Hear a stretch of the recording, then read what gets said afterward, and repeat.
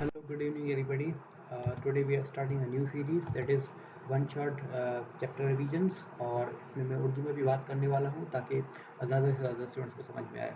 So this is one shot lectures, and if you want detailed lectures about the topics which are discussed here, so you can check out detailed videos on my channel as well. So ये जो basically series है, this is for exam preparation. अगर your exam is coming into some weeks, so this is helpful for you. Otherwise you can watch detailed videos on my channel as well. So without wasting time, let's start. Chapter number 1, syntax board chemistry, uh, stoichiometry. This is the chapter name, stoichiometry. First of all हम chemistry की definition देखेंगे. This is important. So it is a branch of science.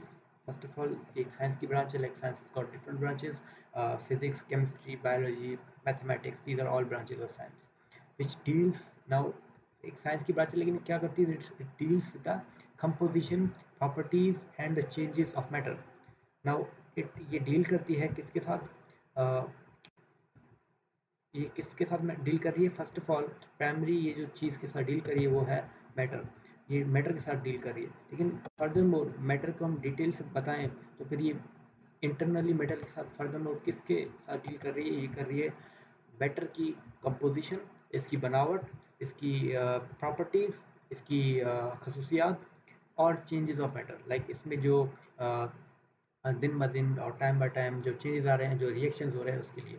अगर आपको नहीं पता कि matter क्या है, मैटर जो हमारे इर्द गिर्द जो मौजूद है वो सब मैटर है. Something that occupy space and has a volume is termed as matter. जो भी हमारे पास सॉलिड, लिक्विड, गैस, ये तीन स्टेट्स हैं मैटर की. तो ये जो भी चीज़ें इंक्लूड करके एक फॉर्म बनाती हैं जो कि इर्द गिर्द हमारे मौजूद है, उस चीज़ को हम मैटर कह रहे होते हैं. तो इसी की हम प्रॉपर्टीज़, कंपोजिशन और जो है स्टडी को कर रहे होते हैं केमिस्ट्री के अंदर. जबकि जो है मैटर का एनर्जी के साथ इंटरेक्शन पड़ा जाता है फिजिक्स के अंदर. तो यहाँ पे फिजिक्स और केमिस्ट्री डिफरेंशिएट हो जाती है.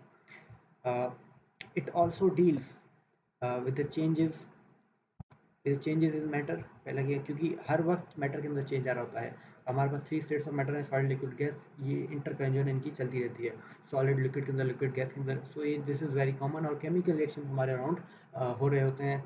हमारे सामने गैसेस हैं, हमारे इन्वायरमेंट में सॉलिड्स हैं.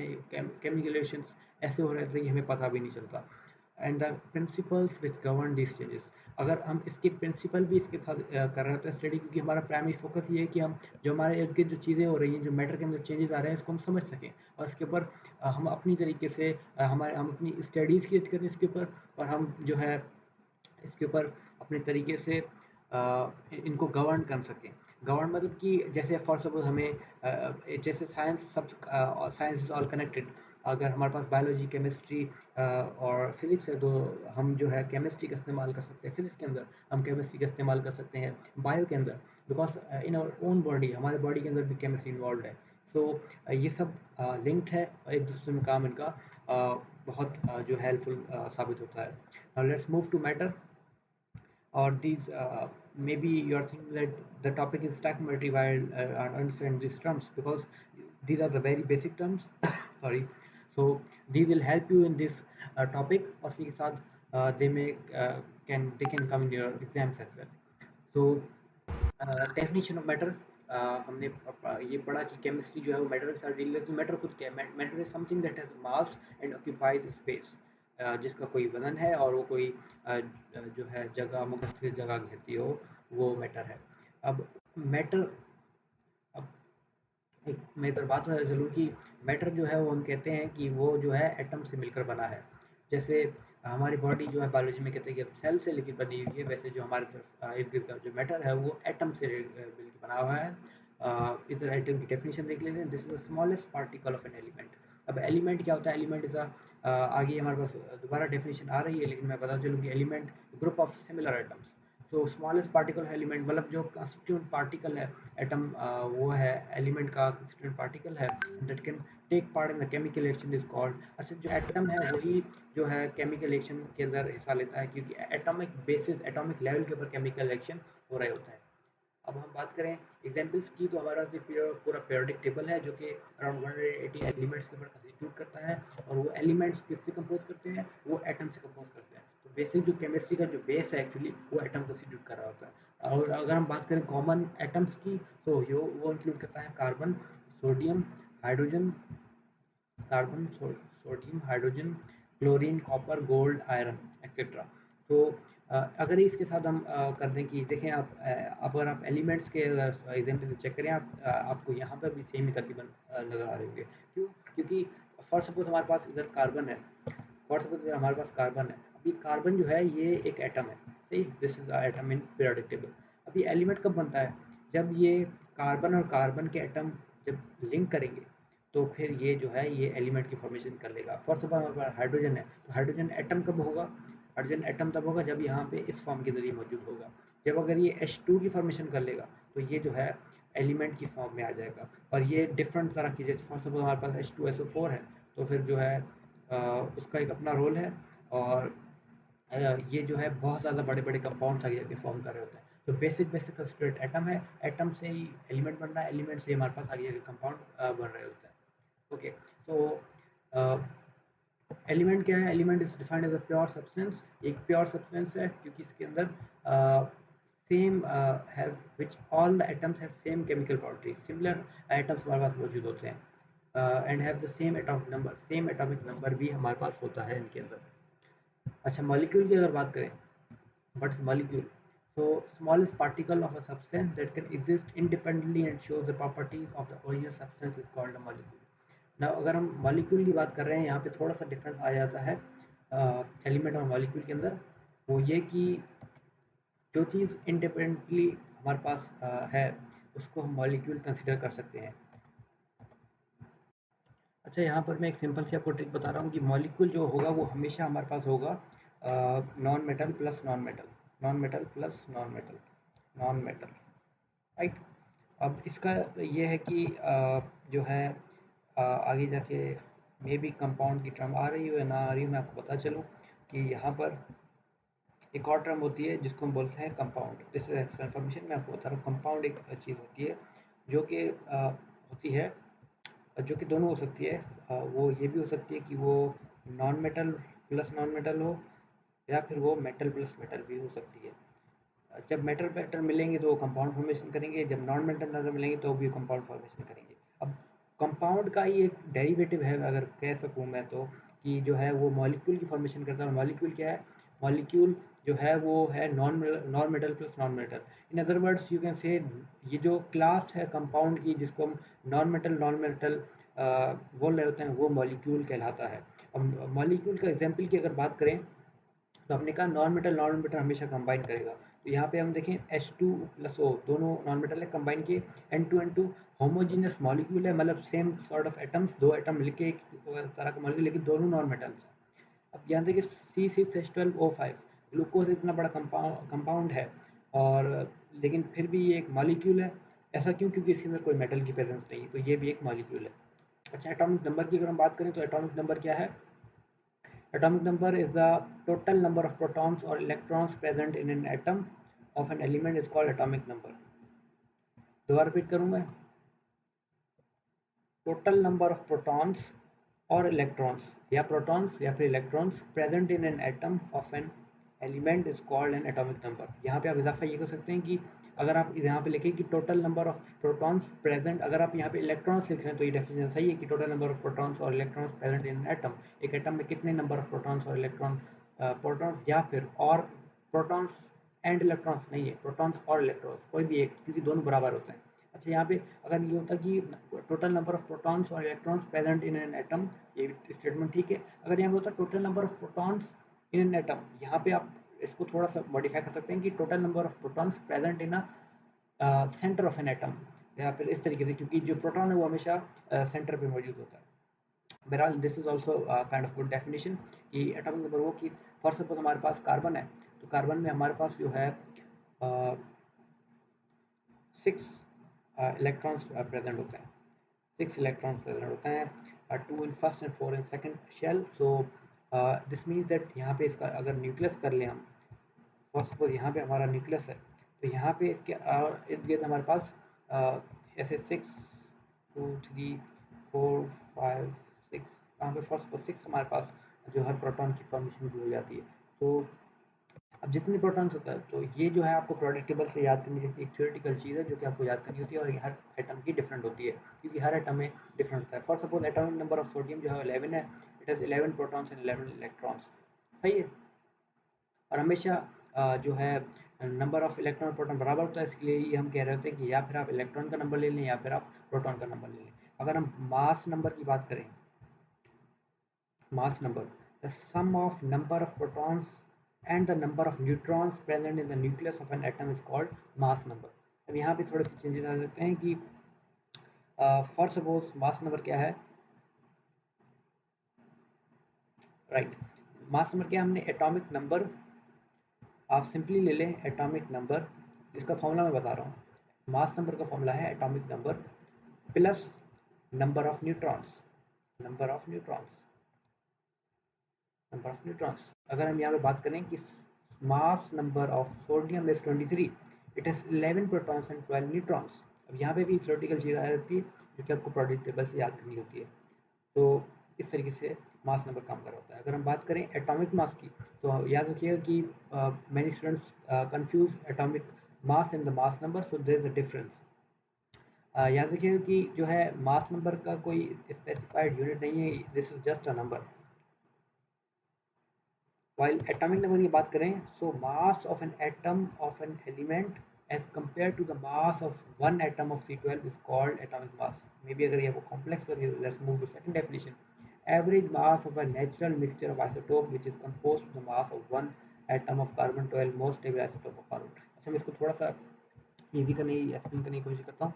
मास of an atom of an element, mass of an atom of an element, किसी भी एटम का मास, फॉर सपोज मेरे पास यहाँ पे है carbon, mass of an atom, sorry मैं यहाँ पे कार्बन नहीं लेना चाह रहा, मैं कोई और ताकि आपको इजीली एक्सप्लेन कर सकूँ। फर्स्ट ऑफ ऑल मैंने यहाँ पे जो है नाइट्रोजन लिया है, तो mass of an atom of an element, इसका नाइट्रोजन का mass compare to the mass of one atom of C12। अब कार्बन का जो हमने बात करी कि कार्बन का जो है 12 है, 12 एटॉमिक नंबर है, तो इससे हम इसका कंपैरिजन करेंगे। This is a standard which is set by the scientist. अब ये आपको डिस्कस फिलहाल नहीं करना कि क्यों स्टैंडर्ड लिया हमने फिलहाल, but for just right now consider this is standard. C12 का हमारा स्टैंडर्ड है, हमें जो भी हम ले रहे हैं उससे कंपेयर करना है और उससे जो रिजल्ट बनता है उसको हम एटॉमिक मास कर रहे होते हैं, क्योंकि हम जो हमेशा C12 से कंपेरिजन कर रहे होते हैं। अब इसकी ज़्यादा डिटेल से हमने ऐसा क्यों किया, which is a different topic of course, sorry, explanation. It is actually a ratio and health has low units, because ये कंपेरिजन है, एक रेशियो है, इसके लिए इसका कोई खास यूनिट नहीं है। Thus atomic masses may be given at any units। Atomic masses है, जाहिर सी बात है मास है, ऐसा कुछ भी यूनिट हो सकता है, grams, kilogram, etc., but really एक जो एटम का हम ले रहे हैं वो इतना जो है वो माइक्रो होता है कि हम इसको कंसीडर नहीं कर रहे होते, लेकिन हमारे पास एक large number of stuff present है, तो may be this is possible, otherwise generally हम नहीं ले रहे होते। वाइल जो है जनरली ये जो एक्सप्रेस हो रहे होते हैं वो हम इनको एक स्पेसिफाई यूनिट दे रहे होते हैं। अब यूनिट हम प्रॉपर इसकी जो है वो इतना खास तरीके से हम इसको स्पेसिफिक यूनिट नहीं कह सकते, क्योंकि हमने खुद ने इसको दिया है that is atomic mass unit, क्योंकि हमने एक एटम का मास की कंपेरिजन की, तो हमने बोला कि ये एटॉमिक मास यूनिट। अब एएमयू जो है 1 एएमयू, एक एटॉमिक मास यूनिट किसके बराबर है, defined as mass equals to actually 1/12 of the carbon 12 atom. अब ये जो फॉर सपोज हम C12 जो है उसको जो है हमने इसका कंपैरिजन किया, सही है। अब ये C12 है, इसका हमने कंपैरिजन किया है। अब जो अगर हम कार्बन के एटम की बात करें तो हम इसका जो जो एटॉमिक मास होगा वो होगा 12 एएमयू, क्योंकि इसके पास जो है वो मास ऑफ, अगर हम कंपेरिजन का तरीका दूसरा है, आप खाली एक फैक्ट है कि जो है एटॉमिक नंबर जितना एटॉमिक मास सेम काफ़ी केसेस में हो जाता है, इसलिए जो कार्बन का जो एटॉमिक नंबर है वो 12 था, इसी के साथ हमारे पास atomic, sorry sorry sorry sorry, हमारे पास जो मास नंबर ऑफ कार्बन था वो 12 था और एटॉमिक मास भी 12 ही है। लेकिन यहाँ पे एक डिफरेंस ये है कि कार्बन का जैसे हमने फर्स्ट फोर्स 12 लिया, तो फिर जब हम ये जो है जनरल टर्म आ गई कार्बन एटम की, अगर हम इसकी बात करें कि देखिए ना, कार्बन से हमने भले कंपेरिजन किया, लेकिन हमारे पास जो टर्म आई वो कार्बन खुद की एटम की क्या आई 12 am। ऐसा नहीं है कि हमने कार्बन से कंपेरिजन की तो कार्बन की खुद की जो है 1 am हुआ है। अब इस कंडीशन के मुताबिक 1 am किसके बराबर होना चाहिए? इसके हिसाब से 1 am बराबर होगा 1/12 पार्ट, बिकॉज 12 am है तो 1/12 पार्ट ऑफ कार्बन 12। सही। तो this is how it works. अगर हम बात करें फॉर्मूला मास की, so the sum of atomic masses of all the atoms of different elements present in a compound is called a formula mass। अब इसको मैं एग्जाम्पल के जरिए एक्सप्लेन करने की कोशिश करता हूँ। फॉर सपोज हमारे पास जो है वो है NaCl 58.5। अब ऐसा क्यों हुआ? क्योंकि हमारे पास जो है यहाँ पे दो एटम्स प्रेजेंट हैं। एक Na है जिसका जो है हमारे पास 23 है एटॉमिक मास, जबकि क्लोरीन है जिसका 35.5 है। जब आप इनका जो है वो करेंगे सम, तो आपके पास एक वैल्यू आई जो कि 58.5 के बराबर होगी। इस तरीके से हम दोनों का एटॉमिक मास ले रहे थे, उनको सम कर रहे थे, तो इसके रिजल्ट में हमारे पास फॉर्मूला मास जो है वो क्रिएट हो रहा था। और इसका हम AMU के अंदर काफ़ी जगह पे एक्सप्रेस कर रहे थे, क्योंकि ये जो एटम मिलके ही फॉर्मेशन कर रहे हैं, तो ये जो है एटॉमिक मास के ऊपर ही डिपेंड कर रही होती है। ओके, सो नेक्स्ट हम ग्राम एटॉमिक मास। देखिए हमारा हमने जो है वो एटॉमिक मास तो पढ़ लिया है। इसके अंदर हमने क्या किया है, हमने कंपैरिजन किया है इसका सीटल के एटम से, लेकिन सॉरी, ग्राम एटॉमिक मास क्या? Atomic mass an element express in grams called gram atomic mass. अभी तक हमने देखा कि atomic mass of carbon is 12, सही है, हमने 12 AMU का यूनिट इस्तेमाल किया। लेकिन जब हमने ये कह दिया कि ग्राम एटॉमिक मास कार्बन, जब इसको 12 ग्राम फॉर्म के अंदर एक्सप्रेस करें तो that will became gram atomic mass. What is gram formula mass? Gram formula mass क्या है? The formula mass of a compound express in grams called gram formula mass, right. Sorry. जब हम formula mass को simply, हमने अभी NaCl का formula mass निकाला तो वो था 58.5 AMU, जबकि हम इसका ग्राम फॉर्मूला मास है, सिंपली आप ग्राम की फॉर्म में एक्सप्रेस करेंगे तो वो होगा 58.5 ग्राम। मोलर मास की अगर हम बात करें तो the mass in grams of 1 mole of any pure substance is known as molar mass. The mass in grams of 1 mole of any pure substance is known as molar mass। देखिए ना, इसके लिए आपको मोल समझने की ज़रूरत होगी। आपको मोल का कॉन्सेप्ट होना ज़रूरी है मोलर मास समझने के लिए, और मोल एक डिटेल डिस्कशन है। जबकि मैं आपको बता दूं कि फर्स्ट सपोज एनी रिएक्शन आपको ऐसे लिखा होता है 2Na प्लस 2Cl, ये जगह आपको इक्वेशन लिखी होती है। फर्स्ट हमारे पास 2NaCl बनना होता है, जैसे 2NaCl बनना होता है। तो यहाँ पे हमें क्या बताया जा रहा है कि हमारे पास दो मोल्स हैं, 2 मोल्स Na के एग्जिस्ट कर रहे हैं, 2Cl के एग्जिस्ट कर रहे हैं। So the mass in grams of 1 mole of any substance is called mole. अब ये जो इस चीज़ को हम जब हम ग्राम की फॉर्म में करेंगे एक्सप्रेस, तो वो होगा मोलर मास। अब देखिए ये नंबर ऑफ मोल्स एक्सप्रेस किया हुआ है, यहाँ पे नंबर मोल्स 2 है, तो 2 मोल्स है, इसका मतलब ये क्या है, इसके पास Na × 2 हो जाएगा। Na का जो है एटॉमिक मास जो है वो × 2 हो जाएगा, तो हमारे पास 23 × 2 हो जाएगा। 23 × 2 जो है वो हो जाएगा उसका मोलर मास। अब ये डिटेल डिस्कशन है, I am not doing right now. Molar volume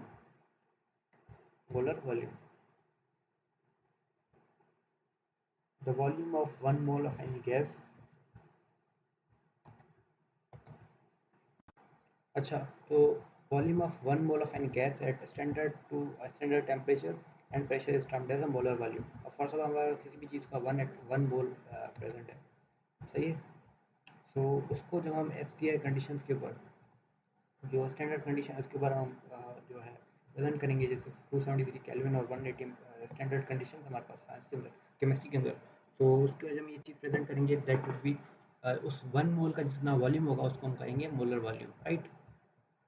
अगर हम बात करें मोल की, तो atomic mass of an element और formula mass of a compound express in grams is called mole, right. Mole जैसे कि मैंने उधर ऊपर कहा था कि 2 मोल, तो 2Na अगर लिखा हुआ है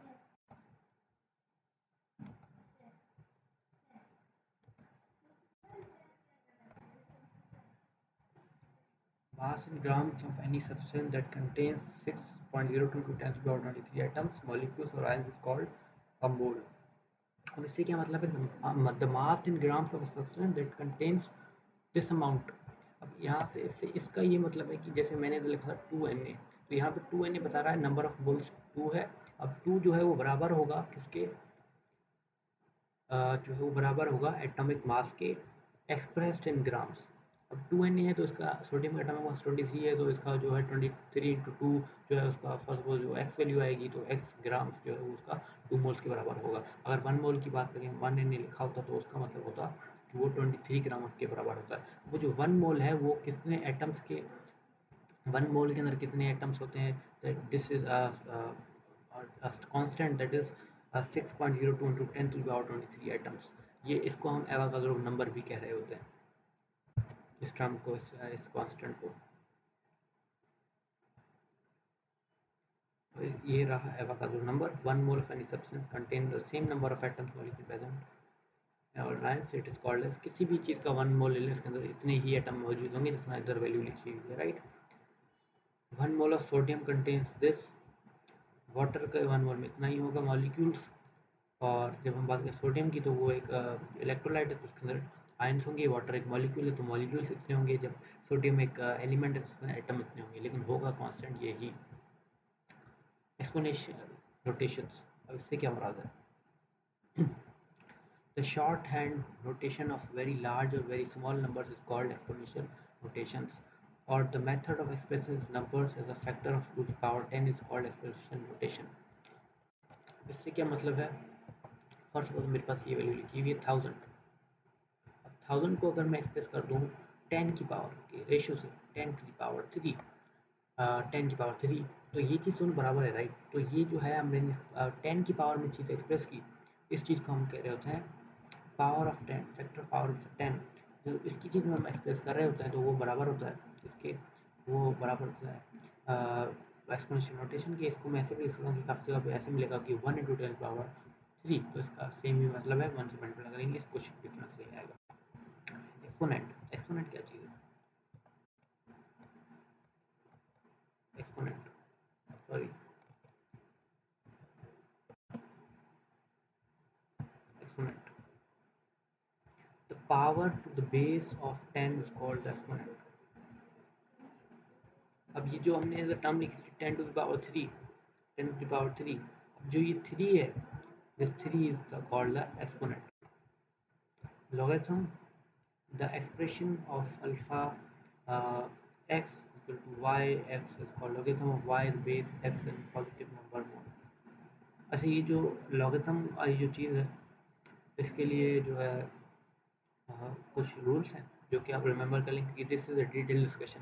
मेरे लिए बहुत डिफिकल्ट है ये आपको अभी के अभी बताना in very short time period. तो इसके जो है आप मैं थोड़ा सा आपको बता देता हूँ, उसको ऊपर ऊपर से बता रहा हूँ, but I would say prefer watch any other video on logarithm in detail. अच्छा, ये एमसीक्यू बता सकते हैं कि opposite of log is anti log, ये आप याद कर लें। और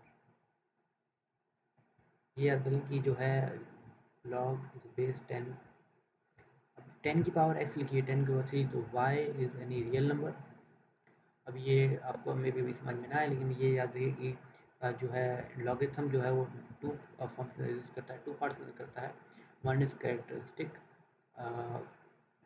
and the other is a decimal fraction, is जो डेसिमल पार्ट होता है उसको हम मेंटी से कह रहे होते हैं।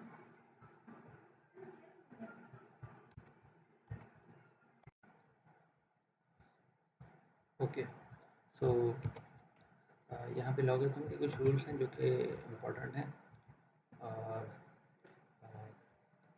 That are log a b equal to log a plus log b, log a upon b equal to log a minus log b, log a की power n is equal to n log a। अच्छा, अगर अगर आप engineering के student हैं तो आपने ये जो है मैथमेटिक्स में ज़रूर पढ़ा होगा लॉगरिथम। अच्छा, लिमिटिंग रिएक्टेंट क्या होता है?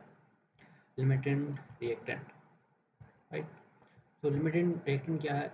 A substance that produces least quantities of products after its complete consumption is called limiting reactant. A substance that produces least quantities that produces least quantities of products after its complete consumption called limiting reactant. जैसे इसका example ऐसे कि जो है for suppose अगर आपने ले लिया अगर आपने लिया कि जो है 2H प्लस फॉर सपोज हमारा 3H है, सही, सॉरी, हमारे पास फॉर सपोज 3H प्लस हमारे पास फॉर सपोज है ओ O2, सही। इससे हमारे पास क्या चीज़ की फॉर्मेशन हो सकती है, इसका हमारे पास बन जाएगा H2O की फॉर्मेशन होगी, H2O। यहाँ पे आप ऐसा करें कि यहाँ पे आप जो है मैं इसको थोड़ा सा इजी करना चाहूँगा। इसके लिए मैं क्या करूँगा कि यहाँ पे 3 की जगह I will add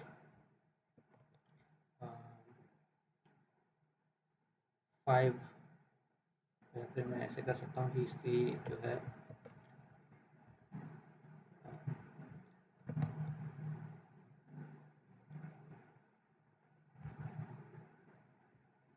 H3 plus O2, सही, O2 की हमने O2 और H3, अब यहाँ से H2O की तो फॉर्मेशन हो गई, चले ठीक है। अब यहाँ पे देखिए हमारे पास जो है एक और वाटर मॉलिक्यूल की हो सकती थी फॉर्मेशन अगर हमारे पास H ज़्यादा होता, क्योंकि हमारे पास H एक अभी मौजूद है, H एक पीछे बच गया है इसके। अब ये H जो है ये बच गया है, जबकि ये जो है O2 ये कंप्लीट कंजप्शन इसकी हो गई है और रिएक्टेंट के अंदर बदल चुका है। लेकिन H2 ने अपना रोल तो दे दिया, अदर रिएक्टेंट तो सॉरी प्रोडक्ट तो बना दिया, लेकिन इसका पीछे एक अवेलेबिलिटी है जो कि लिमिटिंग रिएक्टेंट है, क्योंकि लिमिटेड है, एक लिमिट तक था और जो उसकी लिमिट थी, जो उसकी औकात थी, उसके हद से इसने चीज़ बना ली। लेकिन जो है इसकी प्रेजेंस अभी भी है, तो ये मतलब लिमिट होती है, एक लिमिट है जहाँ से ये रिएक्ट करता है। ऐसा नहीं हो सकता कि ये H3O बना रहा हो, it will always form H2O, और ये H जो है ये लिमिट तक ही अपना रोल पेश कर सकता है। तो this is limiting reactant, simple words के अंदर। अदरवाइज ये जो टॉपिक्स हैं ये बहुत डिटेल के अंदर है। अब हम चलते हैं स्टैक्योमेट्री की तरफ, जो हमारा बेसिक टॉपिक था। द क्वांटिटेटिव, याद रखिए क्वालिटेटिव नहीं, क्वांटिटेटिव रिलेशनशिप मतलब हम न्यूमेरिकल स्टडी करेंगे, numerical based study. Quantitative relationship between the reactants and the products in a balanced chemical equation is called stoichiometry। देखिए हमारे पास जो है केमिकल रिएक्शन होता है, एक होता है रिएक्टेंट, एक होता है हमारे पास रिएक्टेंट, एक वो जो है तब्दील होता है प्रोडक्ट के अंदर। तो स्टैक्योमेट्री क्या है, उसका क्वांटिटेटिव रिलेशनशिप किसका, reactant and products in a balance chemical reaction, दोनों की तरफ वन है, वन रिएक्टेंट वन प्रोडक्ट है। अब इसका जो रिलेशनशिप होगा, इन दोनों का जो रिलेशनशिप होगा वो जो है स्टडी करता है, इसका जो रिलेशनशिप जो है वो स्टडी कर रहा होता है स्टैक्योमेट्री। और यहाँ पे बैलेंस की कंडीशन है, ये इंपॉर्टेंट है, ये आप याद रखिएगा कि बैलेंस होना ज़रूरी है। अगर हम बात करें एरर की, एरर क्या होता है, तो error is defined as the difference or deviation in the measured value and the actual value। For suppose आपने जो है आज एक नई पेंसिल ली और उसकी जो है जो हाइट है वो है 10 inch. I don't know whether इतनी बड़ी इतनी छोटी, जो हम जस्ट टेकिंग एग्जांपल की 10 इंच है इसकी जो है हाइट। लेकिन जब आपने अपने फ्रेंड को कहा इसको मेजर करने के लिए, तो आपको पता चला कि उसने कहा ये 9.8 है, 9.8। तो पैकेट के ऊपर 10 लिखी हुई थी, लेकिन आपके जो फ्रेंड है उसने कहा ये 9.8 जो है इंचेस की है। अब मतलब पैकेट के अंदर जो जिन्होंने ये चीज़ सेल की है उन्होंने एक एक्यूरेसी के साथ इसको जो है मेजर किया होगा, तो they are correct of course. लेकिन जो आपकी फ्रेंड ने जो किया 9.8, वो जो है रॉन्ग होने के चांसेस है, और वो यहीं पे जो डिफरेंस आ जाता है, मतलब यहाँ पे 0.2 का जो डिफरेंस आया वो क्या है, वो एक एरर है। और ये जो है साइंस के अंदर बहुत ज़्यादा पेश भी आ रहे होते हैं। जबकि हमारे पास एक फॉर्मूला भी एग्जिस्ट करता है एरर की परसेंटेज का, that is actual value minus measured value upon actual value into 100। अब मैं भी इसकी कोशिश करूँ कि अगर मैं निकाल सकूँ कि percentage of error, actual value जो है फॉर सपोज हमारे पास 10 थी और मेजर क्या की 9.8, आपके फ्रेंड ने मेजर की 9.8।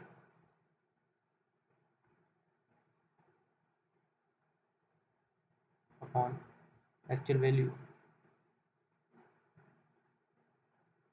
10 to 100।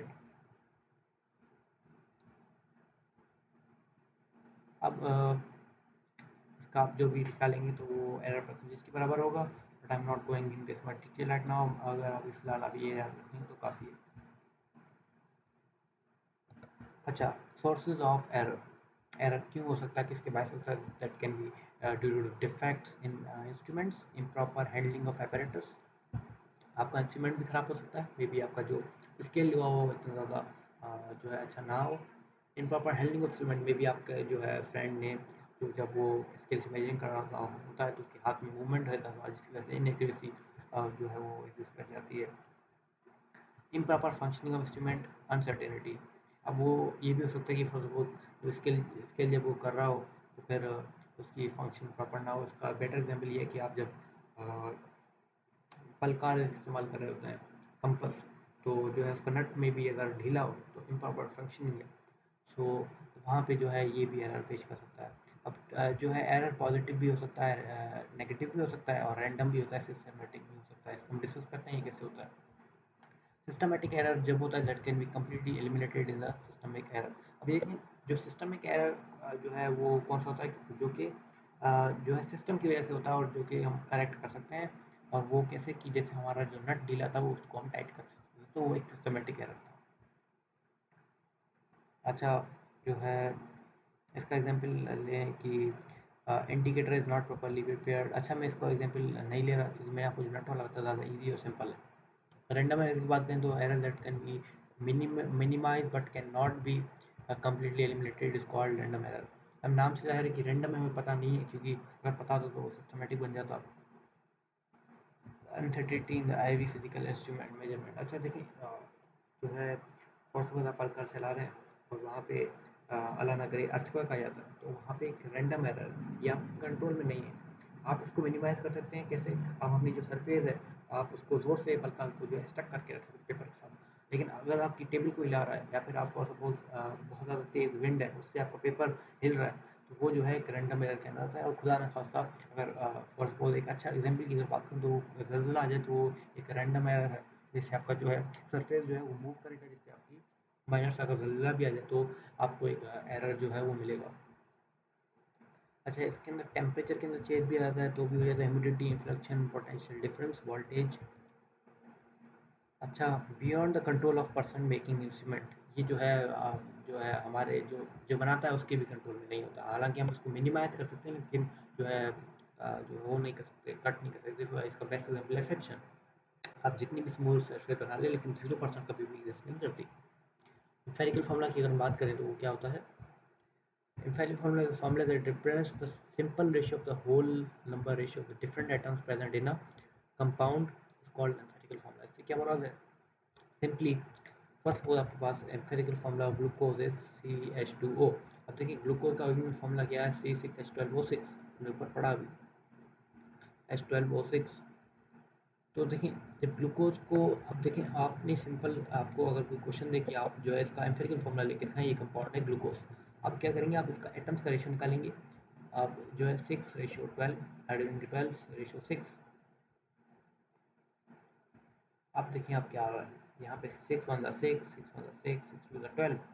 देखिए ना, कार्बन का 1, हाइड्रोजन का 2, ऑक्सीजन का 1 हो गया बराबर। यहाँ पे 1 आ गया, वो 1 हम मेंशन नहीं कर रहे होते। इसी तरह हम बेंजीन का देखें C6H6। C6H6 यहाँ पे कट गया 6 तो यहाँ पे CH हमारे पास एम्पिरिकल फार्मूला बन गया। मतलब सिंपल फॉर्म जो है फार्मूला को एम्पिरिकल फार्मूला कह रहे होते हैं। सॉरी, मॉलिक्यूलर फार्मूला की बात करें, actual number of atoms different elements present in compound. अब यही देखना कि फर्स्ट पर हमारे पास जो है वो C6H6 है, वो एक एम्पिरिकल फार्मूला नहीं है। एम्पिरिकल फार्मूला तो CH है। इसी का जो जो है हमारे पास मॉलिक्यूलर फार्मूला है वो जो है ओरिजिनल फार्मूला, इसको मॉलिक्यूलर फार्मूला कह जाते हैं, जो कि बेंजीन का C6H6 है, राइट। अब देखिए ग्लूकोज और इसका आ गया यहाँ पे,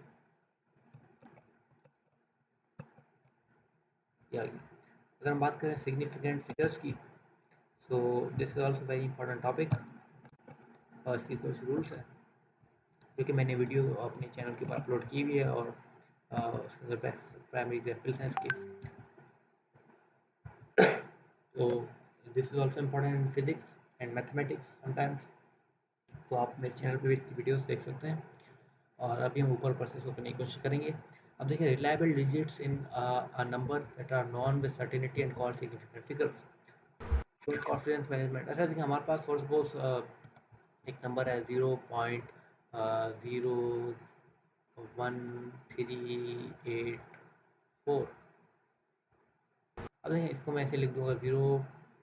इतनी बड़ी मेजरमेंट ली हमने, इतनी माइनर ली कि हमारे पास इतना बड़ा रेशो आ रहा है 0.0138, इतना इतना नीचे जा रहा है, इतना माइक्रो हमने एक मेजरमेंट लिया। लेकिन अगर हम इसको जो है, क्योंकि देखिए अगर आप साइंटिफिकली देखें तो ये मे भी आप इन 3 वैल्यू का कोई शक हो सकता है। अगर ना भी होगा, बस 2 पर तो शक होगा ही होगा, क्योंकि इससे आने के चांसेस, एरर आने के चांसेस बहुत ज़्यादा है। लेकिन अगर ये आपके पास हो, इसके लिए आप जो है सिग्निफिकेंट फिगर के जरिए एलिमिनेट करते हैं। आप बोलें कि 384 के मुझे पक्का थोड़ी है, बट 0.01 काफ़ी हद तक पक्का होने के चांसेस है। तो उससे क्या बन जाएगा, उससे बन जाएगा 0.01 आपके सिग्निफिकेंट फिगर। तो सिग्निफिकेंट जो इंपॉर्टेंट जो एग्जिस्टेंस रख रहे होते हैं, सही। The number which show confidence in measurement, जो कॉन्फिडेंस कॉन्फिडेंस के जरिए मेजर हो। ये टेबल में एक्सप्लेन नहीं कर रहा, मैं इसके वजह जाऊँगा कि जो है सिग्निफिकेंट, अभी यहाँ से आपको रूल समझ रहे हैं। All non zero digits are significant. अब आपके पास सिंपली कोई भी नंबर दे रहा हो, आपके पास वो 5 दे रहा हो, आपको कोई भी 731 दे रहा हो, जितने भी उसमें जो प्रेजेंट होते हैं डिजिट्स वो सब सिग्निफिकेंट होते हैं। आपके पास 5 है, आपके पास 54 लिखा तो 2 सिग्निफिकेंट, आपके पास यहाँ पे 73146 लिखा हुआ है तो यहाँ पे आपका बस जो है 5 सिग्निफिकेंट फिगर्स है। Zeros that locate the decimal point in a number larger than 1 are not necessarily significant. अब अच्छा, इसमें ये कह रहा है कि जो है ज़ीरो से locate decimal point in a number larger than 1। अच्छा, नंबर जब 1 से बड़ा हो तो फिर आपके पास जब आप राइट साइड के ऊपर जितने भी ज़ीरो लगा लें ये सिग्निफिकेंट नहीं होते, याद रखिएगा, this is very important. 4 zero हैं, ये चारों के चारों सिग्निफिकेंट नहीं है। जब आपके पास वैल्यू जो है ज़ीरो से बड़ी, अगर ये होता 0.0070000, अब 0.00 तो नहीं सिग्निफिकेंट, हम आगे बात करेंगे। लेकिन जो इसके बाद जो आधा ना, जो 1 से छोटा जो डेसिमल पार्ट में आएगा तो ये सिग्निफिकेंट हो जाता। लेकिन जो लार्जर देन 1 है उसके अंदर ये पॉसिबल नहीं है, उसके बाद सिग्निफिकेंट फिगर्स 1 होती हैं। मे भी आपको अगर ना समझ रहा तो आप डिटेल वीडियो जो है आप चैनल पर चेक कर सकते हैं। अच्छा, zero between the non zero digits is significant.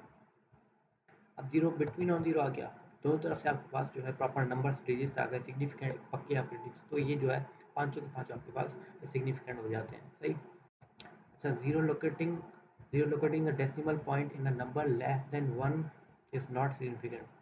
अच्छा, देखिए वही बात आ गई कि हमारे पास जो है ज़ीरो 1 से छोटा नंबर हो, डेसिमल के अंदर 1 से छोटा नंबर हो, तो इसके पास ये जो बैकवर्ड जो लेफ्ट साइड के ऊपर जितनी भी आपको 0.00 समथिंग जो आ रहा है वो सिग्निफिकेंट नहीं होता। इसमें से खाली जो है ये 3 ही जो है वो सिग्निफिकेंट हो रहे होते हैं।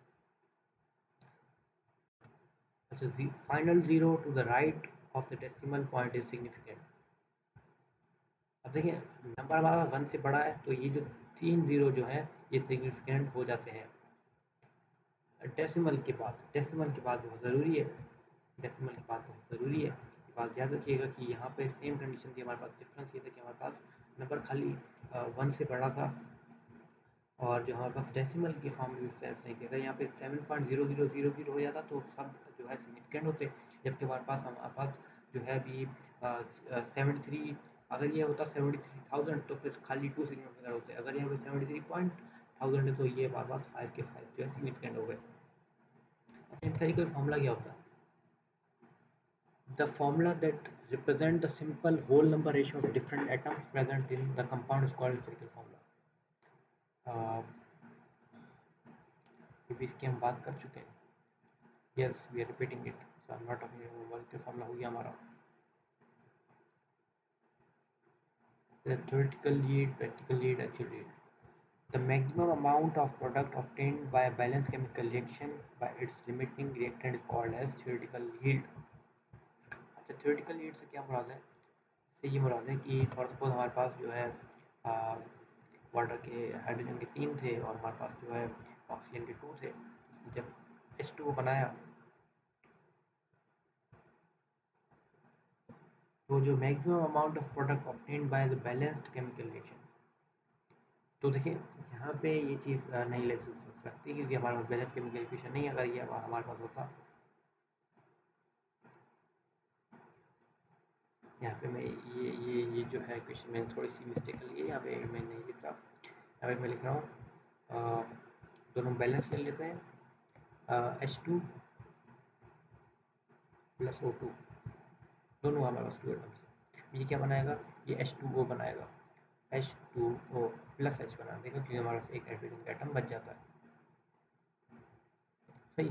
तो हमारे पास क्या हो रहा है कि the maximum amount of product obtained by balance chemical reaction is limiting reactant called theoretical use. Maximum amount of product, अब मैक्सिमम अमाउंट ऑफ प्रोडक्ट क्या है, क्योंकि हमारे पास लिमिटिंग रिएक्टेंट है यहाँ पे, क्योंकि हमारे पास हाइड्रोजन जो है वो बच गया।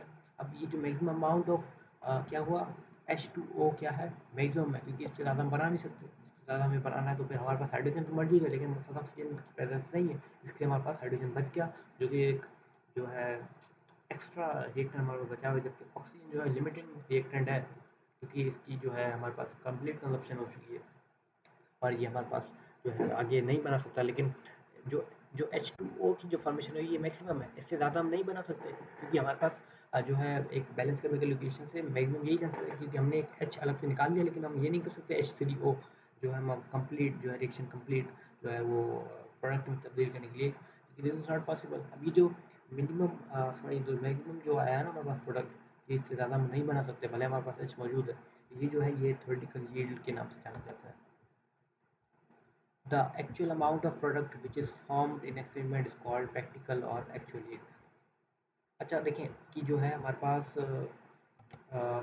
फॉर सपोज हमारे पास ये बैलेंस केमिकल इक्वेशन आपकी बुक में लिखी हुई है और आपने ये सेम चीज़ करने की कोशिश की लैब के अंदर, तो आपके पास 1 मोल है ना, यहाँ पे आपके पास 1 मोल की फॉर्मेशन हुई है, राइट। यहाँ पे 1 मोल H2 की फॉर्मेशन हुई है। जब आप एक्चुअल हीट के अंदर जाएंगे, जब आप आपको आपके फर्स्ट सपोज जो है आप यूनिवर्सिटी पहुँचते हो, आपका टीचर कहता है कि आप जो है हमें इसका जो है वो प्रैक्टिकल परफॉर्म करके दिखाएं और हमें लैब के अंदर प्रोड्यूस करके दिखाएं वाटर रिएक्शन के जरिए। तो आप जब ये सेम रिएक्शन करेंगे तो फिर जो है क्या होगा, आप नोटिस करेंगे कि जब आपका वाटर फॉर्मेशन हुई, तो आप जब उसका मोल रिलेशन करेंगे, आप फाइंड करेंगे, तो मे बी वो जो है मे बी 0.99 मोल हो सकता है, 0.99 मोल हो सकता है, या फिर 98 भी हो सकता है। तो ये जो एक्चुअल प्रैक्टिकल जो है, क्योंकि जो देखें ना हमारे पास जो है वो एरर्स आने के चांसेस होते हैं, हमारे पास जो है रैंडम एरर्स वगैरह यूज़ करते हैं और माइंड डिफरेंसेस तो आते ही आते हैं। तो जो हमारे पास सेक्शन है एयर प्रेशर और वैक्यूम, तो हमारे पास इतने प्रॉपर नहीं होते, तो इस वजह से ये आते रहते हैं। और ये जो एक्चुअल अमाउंट जो फॉर्मेशन हुई है, हमने बुक में हमने देखा कि लिखा हुआ है राउंड अप करके कि जो 1 मोल की फॉर्मेशन होनी चाहिए, हाँ होनी चाहिए हकीकत है, लेकिन हमारे पास जो हमारे पास एरर की वजह से 0.99 मोल की फॉर्मेशन होती है। और हमने ये काफ़ी ज़्यादा बेस्ट वे के अंदर परफॉर्म करके दिए, फिर भी जो है माइनस से माइनस डिफरेंस आ रहा होता है, तो इसको हम कहते हैं एक्चुअल यील्ड, जो कि रियलिटी के अंदर बन रही होती है। सही। अब परसेंट यील्ड की अगर बात करें, the efficiency of chemical process is judged by calculating the ratio of the practical yield to the theoretical yield. The ratio is called a percentage yield। अभी एक इंपॉर्टेंट सा फॉर्मूला है जो कि आपको एग्जाम के लिए याद रख लेना है। प्रैक्टिकल yield का आपका फॉर्मूला याद रखना है, इसी से आप इसकी डेफिनेशन बना सकते हैं कि the efficiency of chemical process जो है डिटरमाइन की जाती है इससे, आपको पता चलता है कि कितना ज़्यादा जो है एक एफिशिएंट और एक जो है प्रॉपर तरीके से रिएक्शन चलेगा। तो ये कह सकते हैं ratio of the practical yield to theoretical yield. आपने प्रैक्टिकल यील्ड जो एक्चुअल है उसको डिवाइड कर देना है थ्योरेटिकल यील्ड से, और उसका जो रेशियो है मतलब आप मल्टीप्लाई बाय 100 करेंगे, आपके पास जो आएगा वो होगा practical yield. The ratio is on practical yield. और सपोज आपने 0.99 मोल ऑन 1 मोल किया इंटू 100 किया, जो भी जवाब आया वो आपका होगा सॉरी द परसेंट यील्ड, वो परसेंट जवाब आएगा। अच्छा, राउंडिंग ऑफ डेटा की अगर हम बात करें, rounding off data, reducing of a number to the desired significant figures is called rounding of data।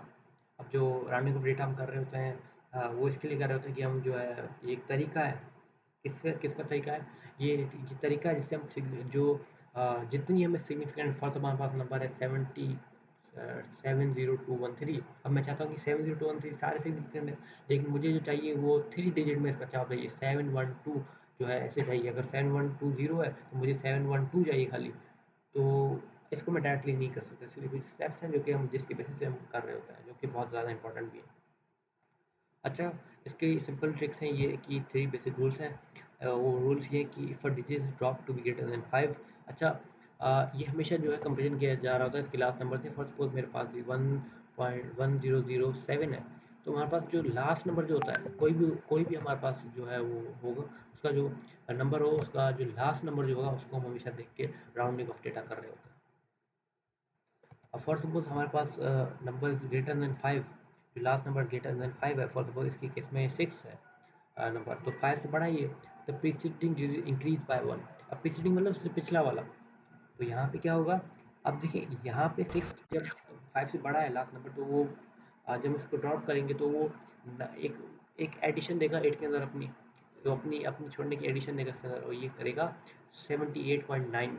अब यहाँ पे क्या होगा? 7 जो 5 से बड़ा है तो वो कर देगा 1 सॉरी 01 101, क्योंकि वो अपना एडिशन कर रहा है इसकी केस के अंदर, राइट? इस तरह से। अच्छा, if a digit is drop to less than 5, आपका जो नंबर है वो 5 से छोटा है, तो आप क्या करेंगे?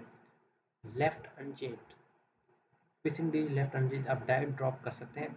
आपका नंबर छोटा है तो आपने सिंपल 78.8 लिख दिया, आपने एडिशन भी नहीं की। अच्छा, जब आपके पास नंबर 5 हो एंडिंग के अंदर, इक्वल टू 5 ड्रॉप, सॉरी, जो लास्ट नंबर हमारे पास जो 5 है उसके लिए फिर आगे हमारे पास दो रूल्स आ जाते हैं। तो दो पॉसिबिलिटीज़ हैं। जैसे पहली पॉसिबिलिटी जो फाइनल रिमेनिंग ऑड।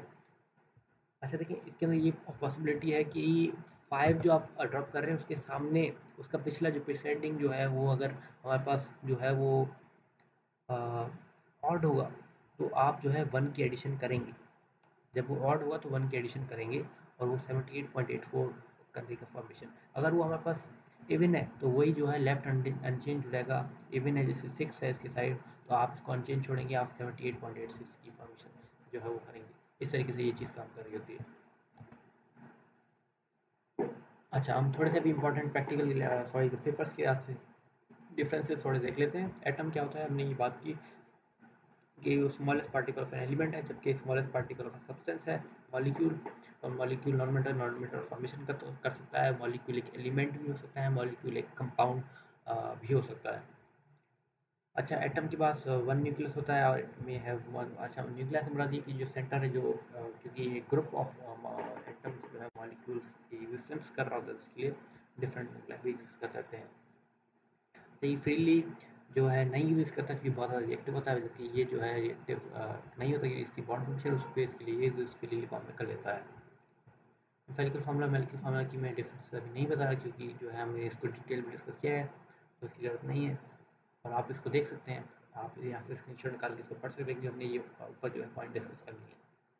जब फिजिकल और केमिकल चेंज की बात करें, जो change which is due to the change during which composition of the matter does not change. Physical change, आपने लिक्विड से सॉलिड से चेंज किया, आपने केमिकल जो है आपके एटॉमिक लेवल का आपने कोई चेंज नहीं किया, आपने स्टेट की चेंज की। Change during the composition of the matter change, आपने एटॉमिक लेवल के ऊपर चेंज की। परमानेंट चेंज होता है, it is a permanent change. Sorry, यहाँ पे जो है वो गलती है, और ये गलती ये है कि जो है आप जो यहाँ पे असल में दोनों के अंदर जो है वो पॉसिबिलिटीज़ हैं, दोनों के अंदर आप ये पॉइंट मेरे हिसाब से ना लिखें तो बेहतर है, क्योंकि परमानेंट चेंज वाला पॉइंट मैं नहीं लिखना चाहूँगा यहाँ पे, क्योंकि फिजिकल चेंज एक परमानेंट चेंज है, लेकिन आप उसको चेंज कर सकते हैं। हालांकि रिवर्सिबल भी है सम कंडीशन के अंदर, क्योंकि जब रिवर्सिबल की बात आ जाती है तो वो परमानेंट नहीं रहता। फर्स्ट सपोज आपने आइस की फॉर्मेशन की और आपने जो है उसको हीट दी, आपने सनलाइट में रखा, तो रिवर्सिबल होके जो है वो कन्वर्ट हो जाएगा लिक्विड के अंदर अगेन। और अगर हम बात करें केमिकल चेंज की, वो भी रिवर्सिबल रिएक्शन एग्जिस्ट करते हैं, और इक्विलिब्रियम कंडीशन एग्जिस्ट करती हैं, उसके अंदर ये जो है वो परमानेंट नहीं रहता। तो बेटर है कि आप ये चीज़ भी ना लिखें। अच्छा, no new substance is formed, physical change है, आपने जो है पानी के ही जो है एटम्स को कन्वर्ट किया हुआ है, कोई आपने जो है फॉर्म चेंज की है, आपने केमिकल चेंज कोई नहीं किया। न्यू सब्सटेंस इज फॉर्म, आपने पानी के अंदर जो है आपने जो है फॉर सपोज कोई चीज़ मिलाई है, आपने फॉर सपोज कोल मिलाया है, चारकोल मिलाया है, तो उससे जो है वो कार्बन के एटम्स जाएंगे अंदर, और उससे न्यू सब्सटेंस की फॉर्मेशन होगी। अच्छा, एटम एंड आयन की जो है मैं अभी नहीं कर रहा, आप खाली ये देख लें कि जो है एटम जो है वो आप इसकी एग्जाम्पल देख लीजिए, आपको थोड़ा सा पता चल जाएगा। एटम्स का पीरियोडिक टेबल पूरा जो है वो एटम से कंसिस्ट करता है। उसके अंदर ये चीज़ें आ रही होती है, सोडियम, कैल्शियम, सल्फर और पोटाशियम, क्लोरीन और आयंस और प्रोटॉन केटायंस जो कि पॉजिटिव हैं, एनायंस नेगेटिव हैं। अच्छा, ये चार्ज फॉर्म ऑफ एटम्स जो है उसको हम बेसिकली कह रहे होते हैं। और हमेशा याद रखिएगा कि जो है जो जो हमारे पास आयंस हैं वो के हमारे पास चार्जेस के अंदर फॉर्म के अंदर यूज़ करते हैं। वो नेगेटिव भी हो सकता है, पॉजिटिव भी हो सकता है। नेगेटिव जो है एनाइन होता है, पॉजिटिव केटाइन होता है। और ये जो है हमारे पास इलेक्ट्रोलाइट्स के जो है बनस्पत में होता है।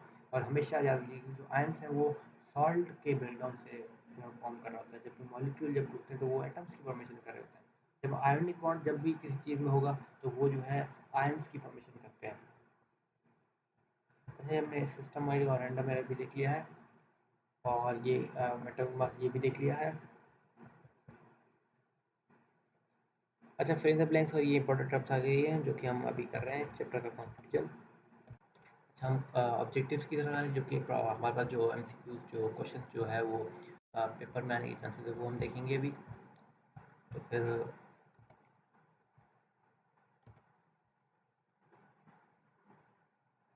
जी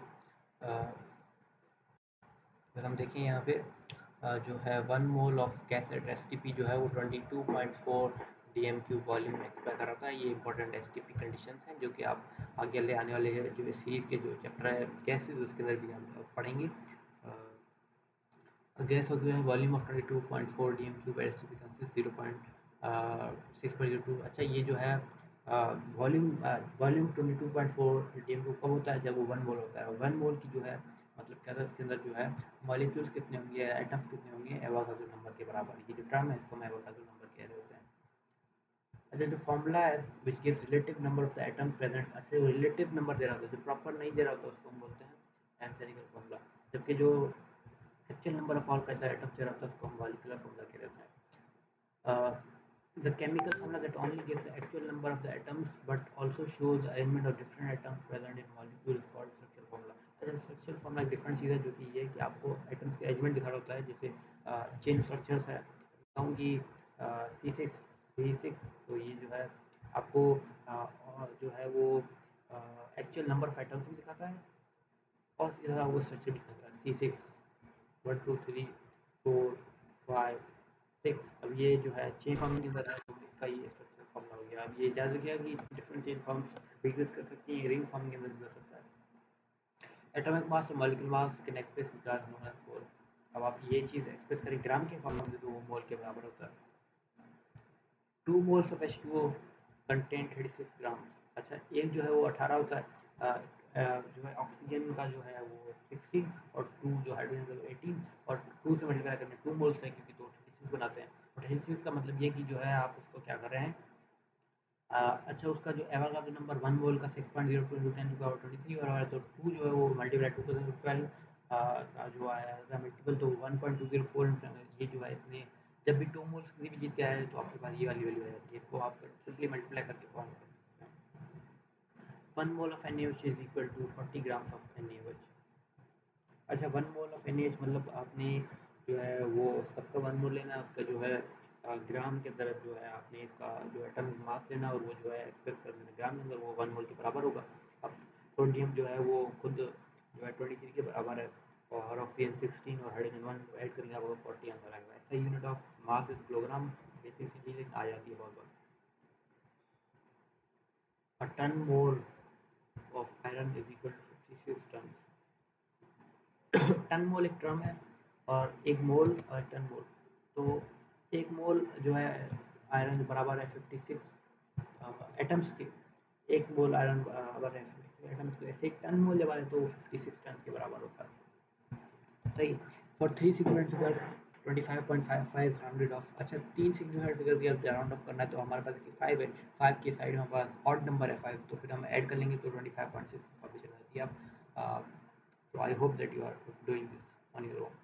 Mole is the quantity mole is the quantity which is has particle of the substance। अच्छा, हमारे पास एवोगाड्रो नंबर के पार्टिकल होते हैं। In rounding off right the most figure is dropped। In rounding off right the most figures is dropped।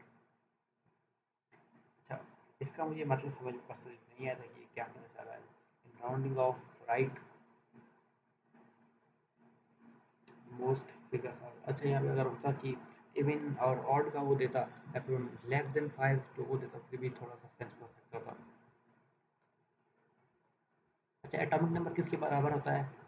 Number of protons in nucleus. अच्छा electrons के बराबर भी हो सकता है लेकिन न्यूक्लियस नहीं होता फिर।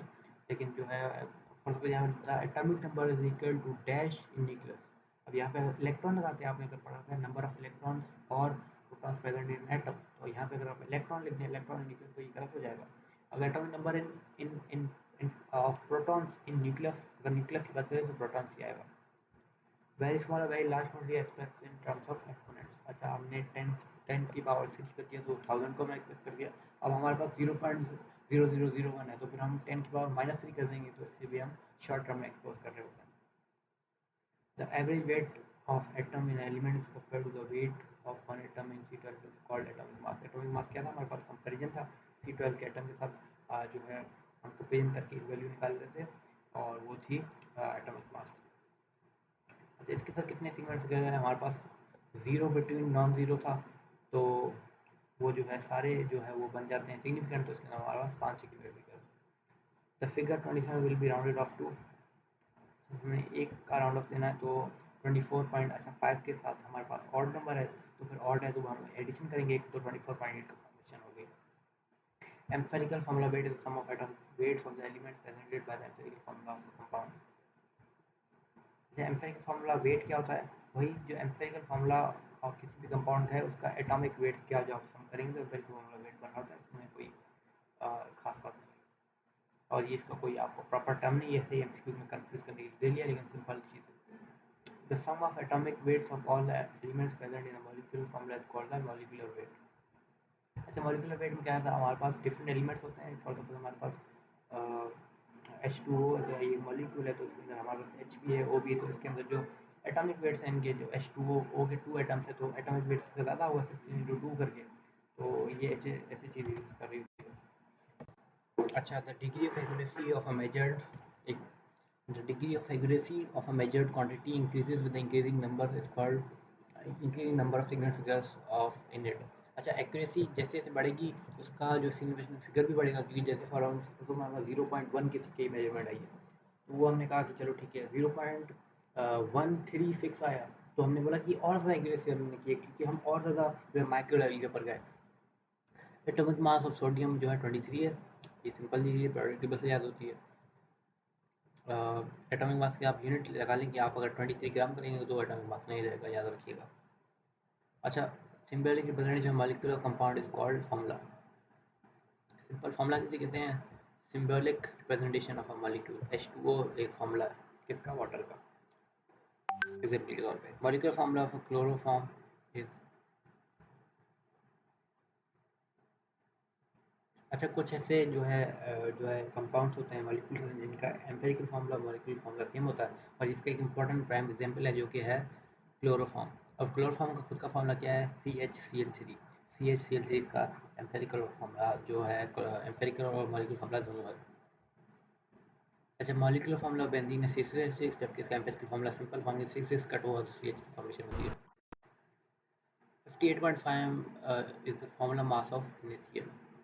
इसका जो है आप जो है NaCl का अगर निकालें तो 35.5 क्लोरीन और 23 ने तो ये जो है 58.5 बनाता है।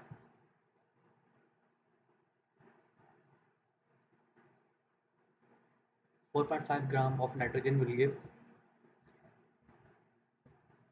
9.6 × 10⁻22 मॉलिक्यूल्स। अब इससे ये मतलब है कि जो है आपने जो है क्या करना है कि आपने ये करना है कि 4.5 ग्राम, अब देखिए 1 मोल जो है वो बराबर होगा 14 के, लेकिन आपने 4.5 लिया है तो आप जो है डिवीजन करके इसकी जो है फॉर्मेशन करेंगे। आप जो है इसका वैल्यू निकालेंगे उसके बाद आप जो है उसका एवोगाड्रो नंबर से मल्टीप्लाई करेंगे। पर हमने इस चीज़ का फॉर्मूला पढ़ा है, आप वहाँ से देख सकते हैं। अच्छा एक्यूरेसी ऑफ अ मेजरमेंट किसके ऊपर डिपेंड करी थी? और सिग्निफिकेंट फिगर के ऊपर डिपेंड करी होती है। 2 मोल्स ऑफ SO2 जो है वो कर रहा होता है 128। अब देखिए ना इसका अगर जो है मे बी इसका 64, आई एम नॉट कन्फर्म कि इसका जो है वो 1 मोल का जो है वो वैल्यू है वो 64 है मे बी, लेकिन आई एम नॉट कन्फर्म। आप चेक कर सकते हैं कि जो है 2 मोल की फॉर्मेशन जब 1 की हम निकालेंगे तो ऑक्सीजन का जो आप 2 से करके निकालेंगे और एस का निकालेंगे तो आपके पास 128 आ जाएगा। 1000 gram of H2 is equal to 55.55 moles. 1000 gram of H2O is equal to 55.55। अच्छा, ये चीज़ हमने कैसे निकाली? ये चीज़ हमने ऐसे निकाली कि जो है हमारे पास H2 का अगर हम सिंगल जो देखें तो वो जो है 1 मोल सिंगल जो मोल है वो बराबर होगा कितने ग्राम्स की? वो बराबर होगा 16 + 2 18। तो आप जब 1000 को 18 से डिवाइड करेंगे तो आपके पास जो है वो कितने मोल्स बनना वो आ जाएंगे, जो कि 55.55 मोल्स के बराबर होगा। अच्छा, ये जो वैल्यू हमने पढ़ी है वो तो नंबर गिराती है क्योंकि वो तो साइंटिस्ट ने दी थी। मोल क्या है? Mole is the amount of substance which contains as many number of particles are there in C12 carbon atom. ये कंपेरिजन की बात हो रही है दोबारा। अच्छा, ये ज़ीरो के जो है डेसिमल पॉइंट है लेस देन 1 है, और हमारे पास जो है ज़ीरो जो है वो लेफ्ट साइड के वो उसके वो सिगमेंट नहीं होते, तो हमारे पास 2 सिगमेंट फिगर है। इसके अंदर एक सिगमेंट फिगर होगा कि सेम कंडीशन है, और जो है न्यूमेरिकल 1 है। अच्छा, ये पावर की फॉर्म में अगर लिखी हुई होती है तो ये जो याद रखिएगा कि ये वाला जो पार्ट है हम जो है इसको जो है कंसीडर तो वैसे ही नहीं कर रहे होते, इसका ये सिग्निफिकेंट नहीं होता। जबकि हमारे पास 7.40 है, उसमें से हमारे पास जो टर्म है 40, इसमें से जो ज़ीरो राइट साइड पे आ गया तो वो नॉन सिग्निफिकेंट हो जाता है। जबकि हमारे पास ऐसे होता है कि 7.04 तो वो तीन सिग्निफिकेंट होता है, लेकिन यहाँ पे दो सिग्निफिकेंट है क्योंकि हमारे पास 7.4 है, right. 7 × 10⁻8 has one significant figure. अब ये हमारे पास जो है इसको तो हम नहीं कर रहे होते कंसीडर, तो 7 ही बचा तो वो 1 सिगमेंट फिगर हुआ। अच्छा, molecular formula simple multiple of empirical formula, क्योंकि जो है वो उसी से ड्राइव हो रहा है, इसलिए वो मल्टीपल भी हो जाता है। 0.1 mole of H2 contains molecules of H2O।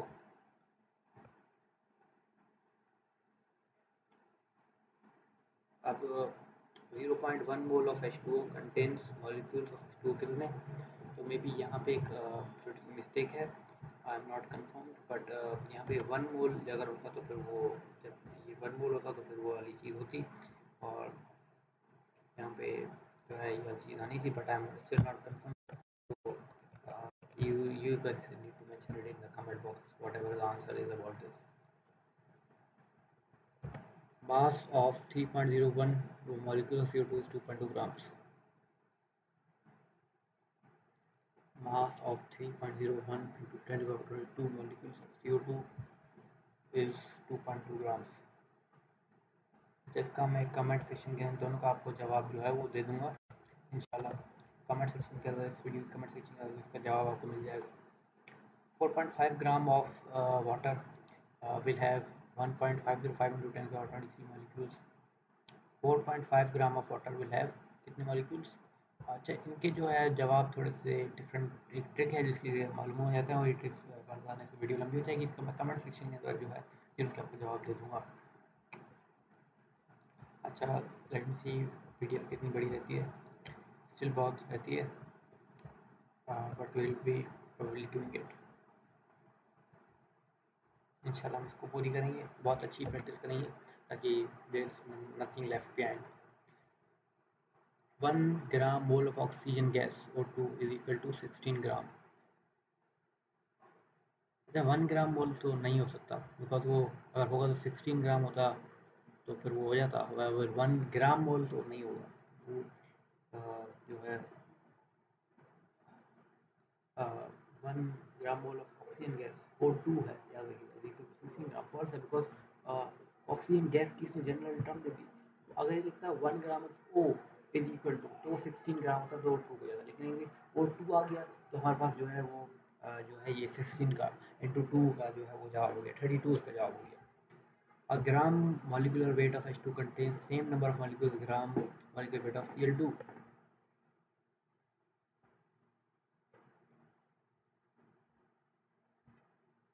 अच्छा, इसका जो है वो जवाब जो है कि मैं पिन कर दूंगा इनकी कीज़ कमेंट सेक्शन के अंदर इन क्वेश्चंस की। और ये सारे कितने क्वेश्चंस हैं और इसको अ, अ, मैं इनको टैग कर दूँगा, कमेंट सेक्शन दूँगा इंशाल्लाह। बाकी आपकी तमाम चीज़ें कवर हैं और जो इनमें इम्पोर्टेंट सवाल हैं वही मैं करूँगा, क्योंकि बहुत ज़्यादा वीडियो लंबी हो जाएगी, क्योंकि देखने में बहुत ज़्यादा क्वेश्चंस हैं और इनकी प्रॉब्लम्स भी हैं। इस वजह से मैं भी नहीं डाला, क्योंकि इसमें प्रॉब्लम्स भी हैं। तो फिर ऐसा करते हैं कि जो है जो इम्पोर्टेंट जो कॉन्क्लूसिव जो इम्पोर्टेंट मटेरियल है वो कमेंट सेक्शन में मेंशन कर दूँगा, जो जवाब हैं वो भी मेंशन कर दूँगा। तो I do hope that you got the concept today और this is helpful in your exam preparation. अगर आपकी थोड़ी-सी मदद हुई, please subscribe my channel study with Naveen, and meet you guys in the next video. Till that, good bye.